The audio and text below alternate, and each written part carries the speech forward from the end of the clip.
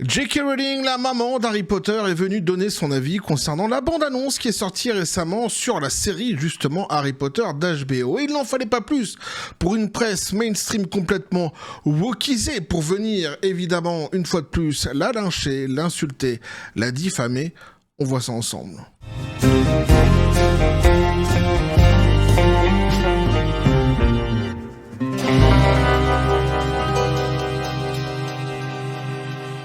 Donc c'est un sujet qui m'a été suggéré par le Plancton sur le Discord de la chaîne, je l'en remercie vivement, petit café les copains. J.K. Rowling, la maman, ah ouais, faut toujours le rappeler, la maman d'Harry Potter. Pourquoi le rappeler à chaque fois? Parce que ça les emmerde prodigieusement côté woke de la force, donc je le rappelle à chaque fois, évidemment. Donc ici, je crois qu'on peut dire, d'une manière tout à fait honnête, intellectuellement, que c'est leur défouloir préféré.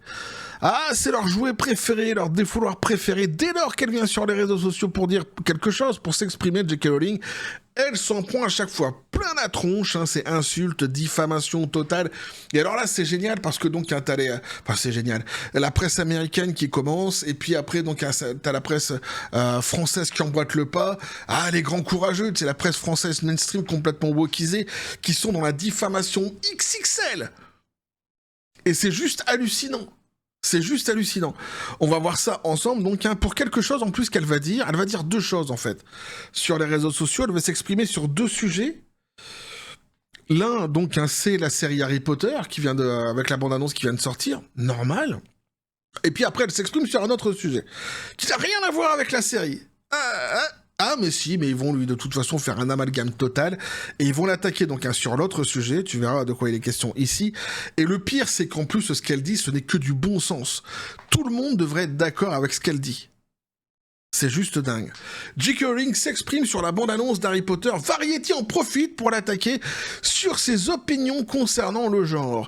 Alors, le magazine Variety fait face à une vague de critiques après avoir tenté d'établir un lien entre un bref commentaire de J.K. Rowling sur la nouvelle bande-annonce de Harry Potter et les opinions de l'auteur sur les questions de genre. Alors, la bonne nouvelle là-dedans, c'est tout de même que le public se réveille davantage face au côté woke de la force, notamment sur les réseaux sociaux, et c'est vrai qu'elle a eu... Alors, elle avait déjà une vague de sympathie par le passé, qui ne faisait que croître à force de toute façon de se faire diffamer de tous les côtés. Forcément, au bout d'un moment, elle prête à la sympathie, en tous les cas, ne serait-ce que sur le combat qu'elle mène contre les woke, ça c'est certain.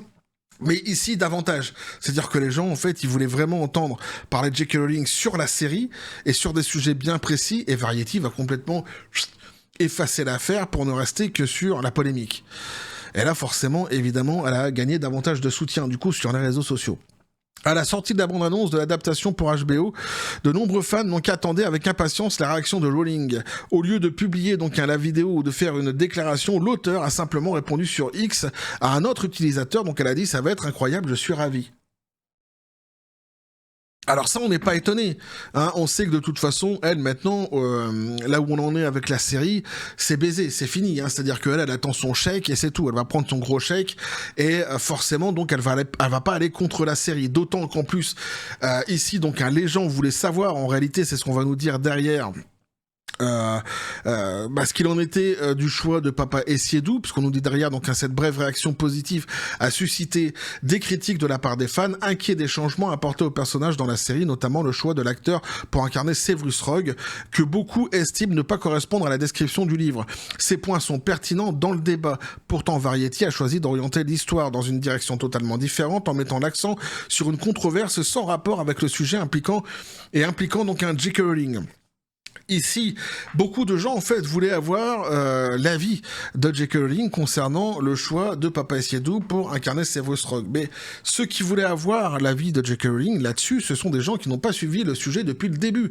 S'ils avaient suivi le sujet, sur cette même chaîne, ceux qui ont suivi le sujet avec moi depuis le début, on le sait ce qu'elle pense de ce casting, puisqu'elle a dit elle-même qu'elle n'aurait jamais choisi Papa Essiedou pour incarner Severus Rogue, qu'elle trouvait que c'était peu pertinent pour le moins, elle avait même été beaucoup plus loin, beaucoup plus violente, dirons-nous, concernant Papa Essiedou. Pourquoi ? Parce qu'elle avait eu des griefs déjà avec lui par le passé, concernant la licence Harry Potter et dans des discussions privées qu'elle avait eues avec cet acteur-ci.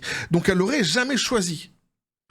Ce faisant, c'est là où la trahison en fait se porte, c'est-à-dire qu'elle avait dit dès le début de J.K. Rowling qu'elle allait chapeauter toute la série et qu'elle allait pas laisser cette série se faire wokiser. Donc tout le monde était rassuré et on s'est rendu compte que dès lors qu'il y a eu ce choix, elle est venue en disant oui, je ne suis pas d'accord avec ça, mais je dirai rien. Voilà, donc la lâcheté. La lâcheté, l'appât du gain. Ouais. Si d'aucuns auraient souhaité qu'elle ne soit pas comme ça, qu'elle ne soit pas uniquement appelée et happée par l'argent, visiblement, le chèque est plus important que le reste. Malheureusement. Mais quoi qu'il en soit, donc, Variety va complètement en fait squeezer ça. Et pourquoi ? On nous dit ici la diversité encadre le débat. Donc un Variety titrait son article J.K. Rowling se dit ravi de la série Harry Potter de HBO juste après avoir salué l'interdiction, écoute bien, faite aux femmes transgenres de participer aux épreuves féminines des Jeux Olympiques. Oui, ce n'est que ça. Ce n'est que ça. C'est-à-dire qu'il y a eu une décision pour les Jeux Olympiques qui vont arriver, un nouveau règlement qui dit qu'il va falloir faire des tests pour les athlètes pour savoir si ce sont bien des femmes et des hommes de manière à pouvoir les distribuer dans les catégories dans lesquelles justement ils peuvent concourir pour ne pas avoir un homme qui se retrouverait face à une femme, notamment spécifiquement sur un ring et qui lui pèterait la gueule. Et c'est ça, donc elle se réjouit de ça et c'est ça qu'on lui reproche. C'est ça qui est transphobe. Le choix des mots est sans équivoque. Au lieu donc de se concentrer sur la relation positive de Rowling à la bande-annonce d'Harry Potter, comme beaucoup de lecteurs l'avaient anticipé, donc le magazine a saisi l'occasion pour y glisser un commentaire politique. L'article donc s'ouvre non pas sur une analyse de la bande-annonce, mais sur une information d'actualité. Plus tôt dans la journée, le Comité international olympique, CIO, donc avait décidé d'interdire aux hommes s'identifiant comme femmes de participer aux compétitions féminines. Sur son compte X, J.K. Rowling a salué cette décision comme entre guillemets, donc un retour bienvenu au sport équitable pour les femmes et les filles. C'est absolument tout ce qu'elle a dit. Et c'est là-dessus qu'il lui tombe dessus. Un truc donc qui est complètement en fait qui tombe sous le sens. Un choix sur lequel normalement tout le monde devrait être d'accord, à part ceux qui font pour la promotion de la violence des hommes sur les femmes, évidemment, donc le côté woke de la force. Donc Internet, évidemment, c'est complètement mis en branle-bas de combat, en feu, après cela. Et oui, parce qu'il y a beaucoup de gens qui ont évidemment dit, par exemple, ce message-ci, quel rapport entre les hommes qui s'affrontent donc dans des compétitions sportives féminines et Harry Potter exactement. On comprend bien ici qu'on prend un sujet qui n'a absolument rien à voir, on l'amalgame avec un autre sujet, de manière à quoi ? Tout simplement, en fait, venir taper sur la gueule de J.K. Rowling. C'est leur sport favori. C'est leur défouloir favori. Et donc, forcément, ça se voit de plus en plus, évidemment. Alors, ils avaient fait aussi un article sur Chuck Norris, pareil à charge, dernièrement, Variety. Donc, on est vraiment, de toute façon, on est sur le côté woke de la force, il n'y a pas de souci là-dessus. La véritable histoire, nous dit-on ici, donc à la sortie d'une nouvelle adaptation d'Harry Potter, était vouée à susciter la controverse. Nombreux sont ceux qui auraient préféré que le débat se concentre sur l'esthétique et l'atmosphère de la série. L'implication de J.K. Rowling a rendu difficile d'éviter des débats plus larges. Malgré cela, cette dernière tentative de Variety de mettre en avant les opinions sociales de J.K. Rowling semble délibérée. Non, ouais, tu m'étonnes. Évidemment que c'est délibéré. Donc, au fond, l'histoire reste simple. J.K. Rowling est satisfaite de la tournure que prend cette série, quelle que soit la manière dont Variety choisit de la présenter. Et donc, forcément, tu vois, t'as Variety qui vient et qui l'ouvre, tout simplement, côté woke de la force se faisant, et t'as les grands courageux de la presse mainstream française, wokisée, qui arrivent derrière. Ici, on est sur le Huffington Post, et eux, alors c'est pareil, alors ils se lâchent, mais c'est un truc de dingue. En l'espace de 20 minutes, J.K. Rowling a adoubé la série Harry Potter de HBO et étalé toute sa transphobie. Diffamation XXL, aucun problème.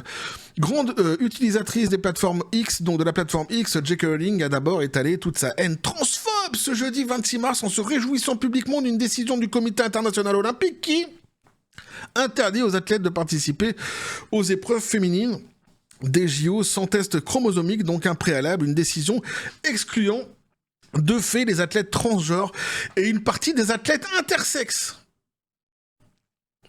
Donc en fait, on revient mettre l'équité dans le sport.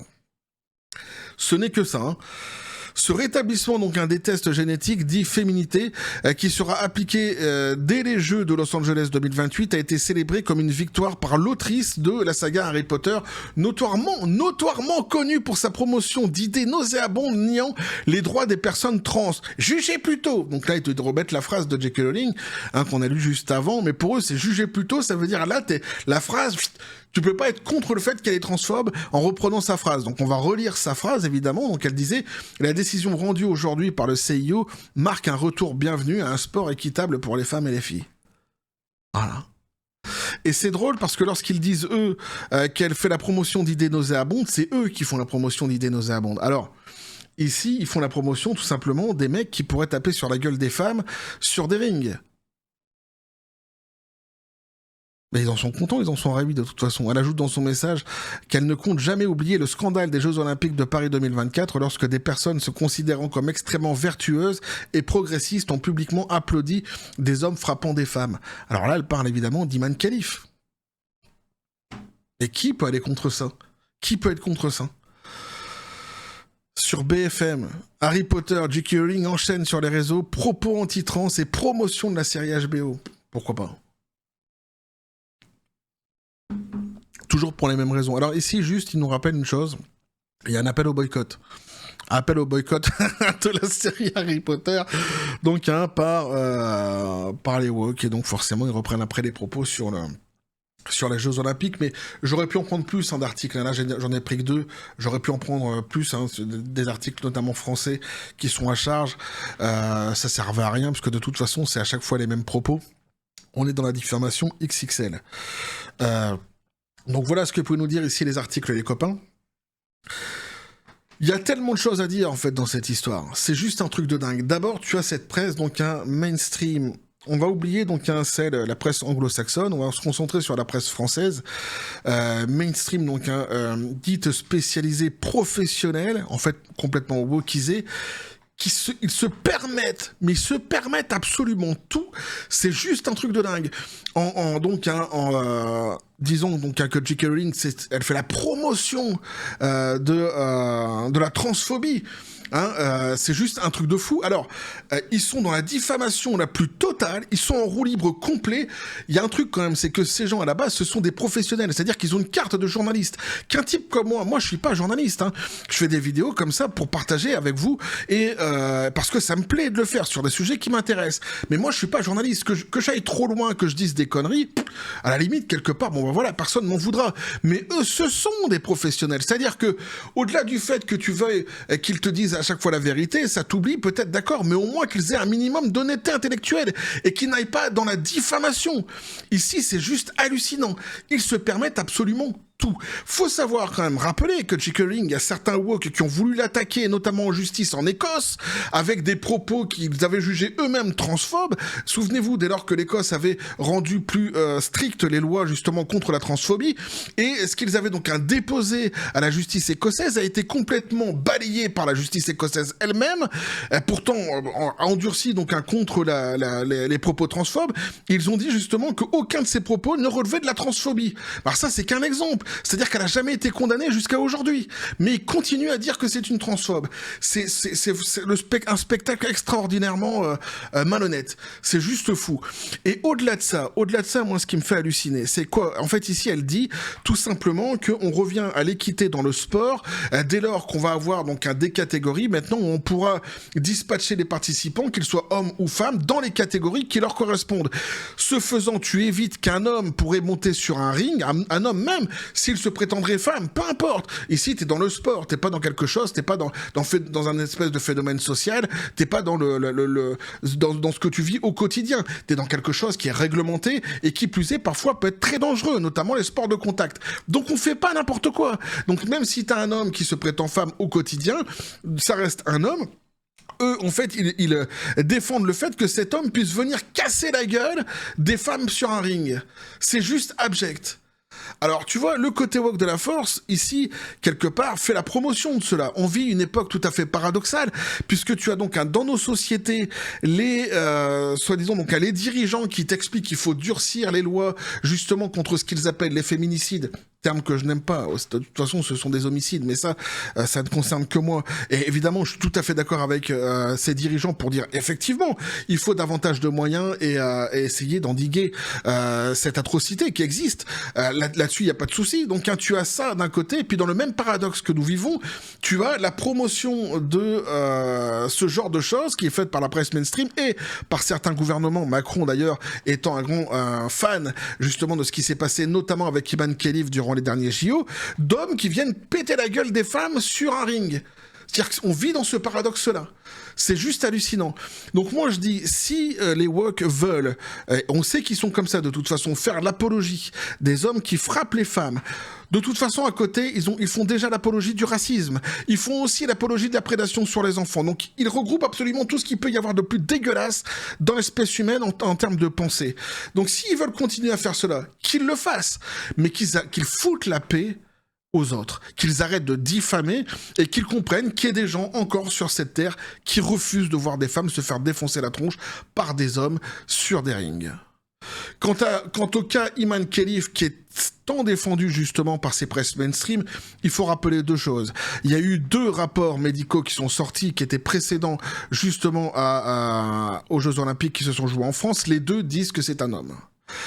Ici, peu importe, on va dire, ok, d'accord, ce sont des choses qui ont fuité, on les prend pas en compte. Aucun souci. Il y a une nouvelle réglementation qui est sortie pour la boxe de manière internationale, qui oblige les tests, justement, actuellement, pour savoir si la personne qui va concourir est un homme ou une femme. Depuis lors, Iman Khelif a refusé tous les tests. Il ne participe plus à aucune compétition. C'est QFD. Voilà. Donc au bout d'un moment, faire l'apologie de choses aussi dégueulasses, ça va bien 2 secondes. Hein. Vous aimez voir ce genre de spectacle aussi. Ça vous fait kiffer de voir des hommes taper sur la gueule des femmes. C'est votre problème. Hein. Vous avez un gros problème psychologique, c'est certain, c'est votre problème. Mais foutez la paix aux autres. Voilà. Pour moi, vous êtes des grands malades. Des grands malades. Ça, c'est certain. Edgy Kering, ici, dans un féminisme bien compris, elle vient uniquement défendre le droit des femmes, une fois de plus, l'intégrité des femmes, et il n'y a rien à lui reprocher là-dedans. Et quiconque a un petit peu d'humanité, un petit peu de bon sens, sera d'accord avec ça. Voilà. Et franchement, moi, sans déconner, quand je vois ça, je me dis, putain, mais c'est... ce que je me suis dit, sincèrement, je vous le dis, je me suis dit, putain, mais c'est des pourritures, ces gens. Ce sont de vraies pourritures, quoi. Être capable de travestir des propos qui disent quelque chose qui est tout à fait clair, c'est-à-dire on ne laisse pas un homme taper une femme, venir condamner cela en diffamant une personne, en lui collant des sobriquets tels que transphobe derrière, il faut être une grosse pourriture. Je vous dis, le fond de ma pensée, c'est ça. Dites-moi ce que vous en pensez dans les commentaires, les copains. Quant à ce qui s'est passé pour la série, hein, on le sait, de toute façon, maintenant, on va pas cracher dans la soupe, elle va toucher le chèque. On le sait. Ceux qui ont suivi le délire sur cette chaîne depuis le début, on sait très bien où on en est dans cette série. On n'a aucun mystère, aucune surprise. On a lu toutes les déclarations à chaque fois qu'elles sont sorties. Mais c'est l'avantage de suivre sur cette chaîne. Qu'est-ce que je te dise? Bref, n'hésitez pas à me dire ce que vous pensez de tout cela donc, hein, dans les commentaires, les copains. Vous abonnez si le contenu vous a plu. Activez la petite cloche pour les prochaines notifications, les prochaines vidéos qui vont arriver. À balancer un like, à partager la vidéo. Vous avez tous mes réseaux sociaux qui sont dans la description des vidéos. N'hésitez pas à venir à basculer du côté de la force absurde des réseaux sociaux. Sur ce, les copains, je vous dis comme toujours à la Don Spartan, paix, félicité, pistolet à prout, c'est à toi, qu'est-ce que tu penses de tout cela? Oui, c'est ça, c'est-à-dire, oui, bah ouais, il dit, ouais, t'as bien fait de dire qu'on vit dans une espèce de paradoxe, mais en fait, on vit dans un paradoxe constant avec le côté woke de la force. C'est-à-dire que tu as des nations, des États qui te disent, il faut lutter donc contre les féminicides, il faut lutter contre la pédophilie, il faut lutter contre le racisme, et qui à côté font la promotion de l'idéologie woke, qui en elle-même regroupe justement le fait de faire la promotion des hommes qui tapent sur les femmes, de faire la prédation des enfants, et avec un racisme XXL. On vit dans un paradoxe constant. Et c'est ici qu'on se situe. C'est pour ça que les insultes qu'on se prend dans la gueule ne sont absolument pas légitimes. Pas du tout. Et ceux qui diffusent des pensées nauséabondes, quand on dit que c'est nous, non, je suis désolé, c'est vous. Là-dessus, je suis désolé, mais n'importe qui au monde peut comprendre quand même que ça tombe sous le sens que de défendre la condition de la femme, que de défendre les enfants et que de lutter contre le racisme. Bref, on va continuer à suivre tout cela sur cette même chaîne, toujours dans la joie et la bonne humeur, et que la force soit avec vous.